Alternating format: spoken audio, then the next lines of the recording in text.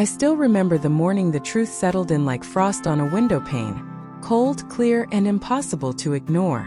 It was early April in Denver, Colorado, the kind of spring day where the Rocky Mountains glow pink at sunrise, and the air smells of fresh-cut grass and possibility. I was 65 years old, standing in my kitchen with a warm mug of coffee, looking out at the backyard through the sliding glass door. That yard had been my pride for decades. The flower beds I'd planted after my husband passed, the oak tree that shaded the patio, the guest house I'd turned into a home for my son Tyler, his wife Brooke, and their little girl Emma. For 5 years, I'd given them the guest house rent-free. Utilities, internet, repairs, even stocking the fridge when times got tight. It all came from my retirement savings and pension. Over $50,000 quietly transferred, never with a complaint. I told myself it was for Emma, for family, for the laughter I wanted to hear every day. Tyler had lost his job in construction during the 2018 slowdown, and when they asked to move in, I didn't hesitate. Just until things stabilize, he said, hugging me tight. Brooke smiled gratefully, promising it was temporary. I pictured barbecues, holidays, Emma growing up running between the two houses. But temporary stretched into permanent. Requests grew: new tires for the car, Emma's dance classes, holiday gifts. I skipped my own trips to the mountains, ate simple meals, told myself it was worth it. Then a few months ago, Brooke mentioned a wedding. Something small, she said. My heart soared. I started planning string lights, a new grill, even a little arch for the vows. I imagined standing there, watching my son marry the woman he loved, tears in my eyes, proud.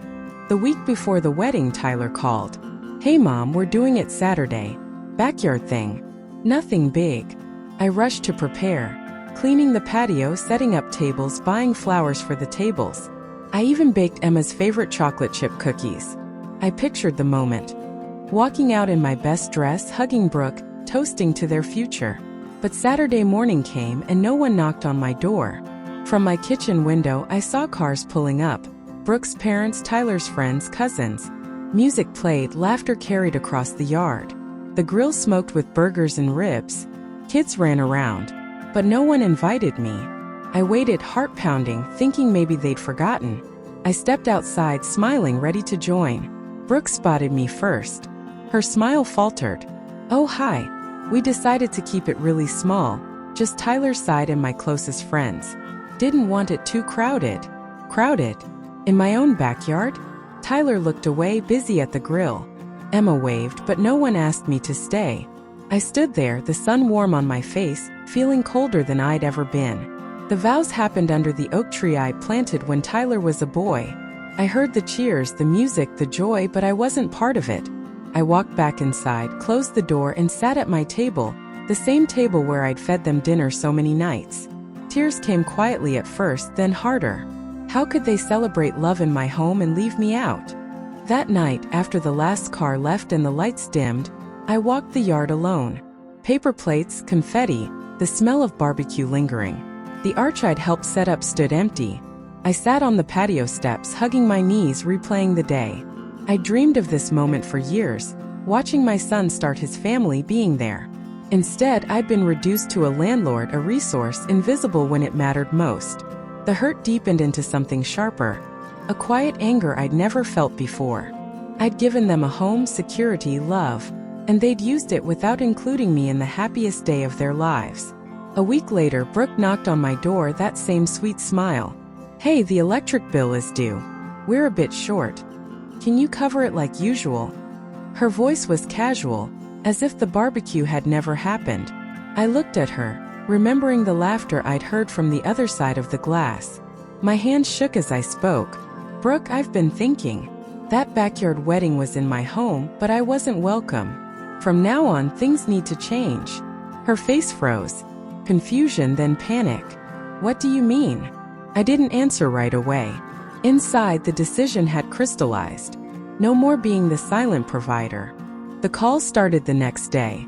Tyler first, voice tight. Mom, what's going on? The utilities. We're behind. I sat at my kitchen table, the same spot where I'd made Emma pancakes every Sunday morning. Memories flooded in, her tiny hands in mine, Tyler's boyhood games under the oak. but mixed with them was the fresh sting of exclusion.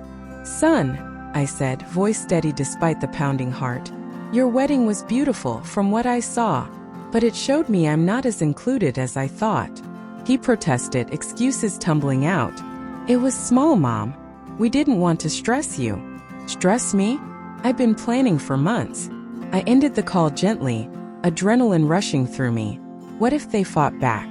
What if I lost Emma? Days became a tense waiting game. Brooke texted, "We need help with the water bill. Emma misses you." Each message tugged at my heart, but I held firm. I pulled out bank statements, adding up every cent. The $1,500 for the new water heater last winter, $800 for yard maintenance, endless little extras. Over $50,000 from my retirement fund, money I'd saved for travel for peace. I'd skipped vacations to the coast, eaten simple meals, all to keep them comfortable. And in return, a backyard party where I was the uninvited guest. Tears came again, but this time mixed with resolve. 2 weeks later, Tyler showed up unannounced, Emma in tow.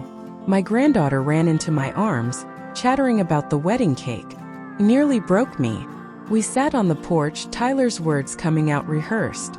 "Mom, the utilities are overdue. We thought you'd handle it like always." I looked at him, the boy I'd raised alone after his father left, and felt a deep ache. "Tyler, that backyard wedding was in my home, but I wasn't welcome. The guest house is mine. It's time for a change." His face paled. Protest followed, then anger. Emma watched, confused. I hugged her tight, whispering, "I love you, baby." But I didn't back down. That evening, doubt crashed in. Was I too harsh? Destroying the family? I called my sister in Texas, who'd seen the pattern years ago. "You're not the villain," she said firmly.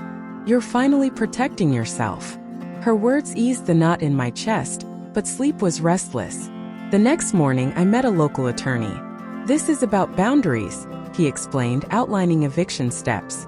My hands shook signing the forms, but a quiet strength grew inside me. The eviction notice arrived via certified mail. Brooke's call came immediately, voice shaking. "How could you? We have nowhere to go." I listened, heart twisting, but replied, "You had my home for 5 years. It's time to build your own." Silence, then tears, then anger. I ended the call, tears streaming down my face. The pain was raw, but beneath it, freedom flickered like a distant light. Weeks dragged. Packing boxes appeared in the yard. Emma's toys vanished. Each one hurt. Tyler tried guilt. "You're abandoning your granddaughter." But I knew it was manipulation. I started volunteering at the community center, reading to kids, filling the void with new purpose. One neighbor stopped by. "You're brave," she said. I wish I'd done the same. Her words bolstered me. Moving day arrived under gray skies. Watching the truck pull away, Emma waving sadly from the back window, tore at me. But as silence settled over the yard, peace washed in. The guest house stood empty, ready for new possibilities, maybe short-term rentals for extra income. I sat on the porch that evening, sun setting over the mountains, and smiled for the first time in weeks. No more walking on eggshells. No more feeling invisible.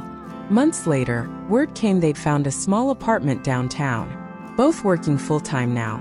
It stung knowing Emma's life had changed, but I visited when invited, our bond shifting to something healthier, more balanced. At 66, I take weekend drives to the mountains, host book clubs in the backyard, plant flowers for myself. Love isn't endless giving. It's mutual respect, presence, choice.